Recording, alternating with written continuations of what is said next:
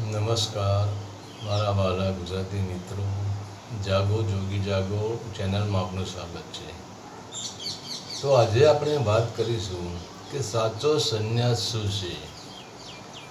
શું ઘર-બાર છોડીને, સંસાર છોડીને, સંપત્તિ છોડીને જંગલ, પહાડો કે ગુફાઓમાં સંતાઈ જવું એ સંન્યાસ છે? શું તીર્થ સ્થાનોમાં જઈને ભગવા કપડાં પહેરી લેવા એ સંન્યાસ છે? કે શું પછી જટાઓ વધારી લેવી, તિલક કરી દેવો અને માળાઓ લગાવી દેવી એ સંન્યાસ છે? ના. તો આજે લગભગ દરેકના મનમાં એક જ પ્રશ્ન ઉઠે છે કે ભક્તિ કરવી હોય તો, પરમાત્માનું ભજન કરવું હોય, ધ્યાન કરવું હોય તો મૂલાધાર ચક્રથી ઉપર ઉઠવાનું હોય તો કુટુંબ, પરિવાર, સમાજ અને ઘરની સંપત્તિને ઠોકર મારી સંન્યાસ લઈને જંગલ, પહાડોમાં કે તીર્થસ્થાનોમાં, આશ્રમમાં કે એકાંતમાં, ગુફાઓમાં જઈને બેસી જવું પડે. તો આજે આવા ભગેડુ લોકો વધારે જોવા મળે છે.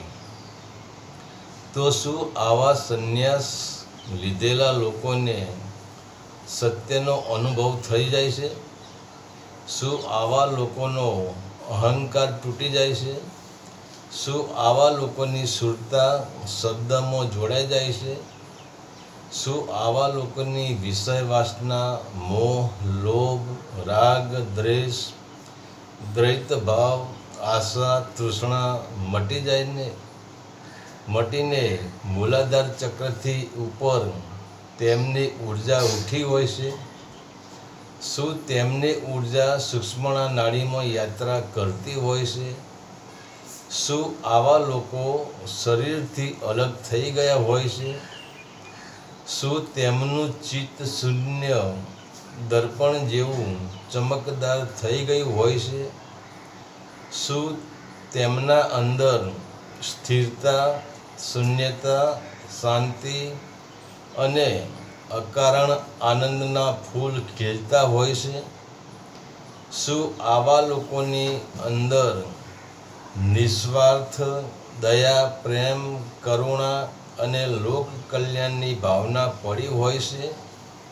અને જો ઘર-બાર છોડીને સંન્યાસ લેવાથી આ બધું જ મળી જતું હોય તો આજે આપણને નવાઈ લાગશે કે આજે આડંબર, પાખંદવાદ, એક સંપ્રદાય બીજા સંપ્રદાયનો વિરોધ, એક સાધુ બીજા સાધુનો વિરોધ, રાગ, દ્વેષ, દ્વૈત ભાવ, આશા, તૃષ્ણા નહીં હોતી. કેમ કે ધર્મ તો એક જ છે, સત્ય તો એક જ છે. કેમ કે સત્યનો એક જ દોરો છે અને તે દોરાના આધારે જ બધા મણકા ટકી રહ્યા છે. બધા જ મણકામાં એક જ દોરો રમી રહ્યો છે. તો પછી ભેદભાવ ક્યાંથી, વિરોધ ક્યાંથી, રાગ દ્વેષ ક્યાંથી અને દ્વૈત ભાવ ક્યાંથી? તો સાચી વાત એ છે કે લોકો સંસાર છોડીને સંન્યાસી બનવા ભાગી રહ્યા છે ને તે બધા જ બેહોશીમાં ભાગી રહ્યા છે. કેમ કે તેમને એટલી પણ ખબર નથી કે સંસાર, વિષય, વાસના, મોહ, લોભ, અહંકાર, રાગ, દ્વેષ આ બધું તો અંદર ભરેલું પડ્યું છે. તો તે તો તમે જ્યાં જાઓ ત્યાં તમારી સાથે જ આવવાનું છે. કેમ કે તમે બેહોશીમાં જ સંસાર છોડીને સંન્યાસી બન્યા છો. તો તમારા શરીરે સંસાર છોડ્યો છે, તમે તો સંસાર છોડ્યો જ નથી. ખરેખર તો ભલે તમારું શરીર સંસારમાં રહે, પરંતુ તમારે અંદરથી સંસાર છોડવાનો હોય છે.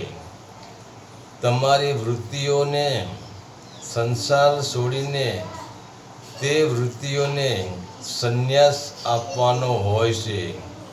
તો આ તો એવું થયું કે તમારા પગમાં કાંટો વાગ્યો છે અને તમે એવું વિચારો કે ચાલો આ બાવળના ઝાડથી દૂર, ઘણા બધા દૂર જતા રહીએ, અને કોઈ આંબાના ઝાડનો સહારો લેવો છે. તો તમે ભલે આંબાના ઝાડનો સહારો લો, પરંતુ તમને એ તો ખબર નથી કે કાંટો તો પગની અંદર જ છે. તે આંબાના ઝાડ નીચે તમે જાઓ કે લીમડાના ઝાડ નીચે તમે જાઓ કે પછી આસોપાલવના ઝાડ નીચે જાઓ, તમારે જ્યાં જવું હોય ત્યાં તમે જાઓ, પણ કાંટો તમારા પગની અંદર જ છે. તો એ કાંટો જ તમને દુઃખ આપવાનો છે. પરંતુ જો તમે એક સંસારરૂપી બાવળના ઝાડ પાસે રહ્યા હોત અને હોશરૂપી સોયથી તે કાંટાને કાઢી નાખ્યો હોત અને ધ્યાનરૂપી બૂટ પહેરી લીધા હોત, તો તમારે સંસારરૂપી બાવળ છોડીને ભાગવાની કંઈ જ જરૂર ન હતી. એટલે કે સાચો સંન્યાસી ક્યાંય ભાગતા નથી, પરંતુ તેમના અંદર પડેલા વિષય, વાસના, રાગ, દ્વેષના કાંટાને હોશમાં રહીને, જાગૃતિમાં રહીને અને ધ્યાનરૂપી અગ્નિમાં તેને સ્વાહા કરીને પોતે મૂલાધાર ચક્રથી ઉપર ઉઠે છે અને અંદરની યાત્રા કરીને સ્વને જાણી શકે છે. એ જ છે સાચો સંન્યાસી. ભલે તે પછી સંસારમાં રહેતો હોય, જંગલમાં રહેતો હોય કે પહાડોમાં રહેતો હોય. સંન્યાસ એટલે બહારનો સંન્યાસ બહારથી લેવાનો નથી. બહારનો સંન્યાસ એક આડંબર છે. બહારથી રંગાવવું એક આડંબર છે. પણ સંન્યાસ એટલે સર્વનો ન્યાસ.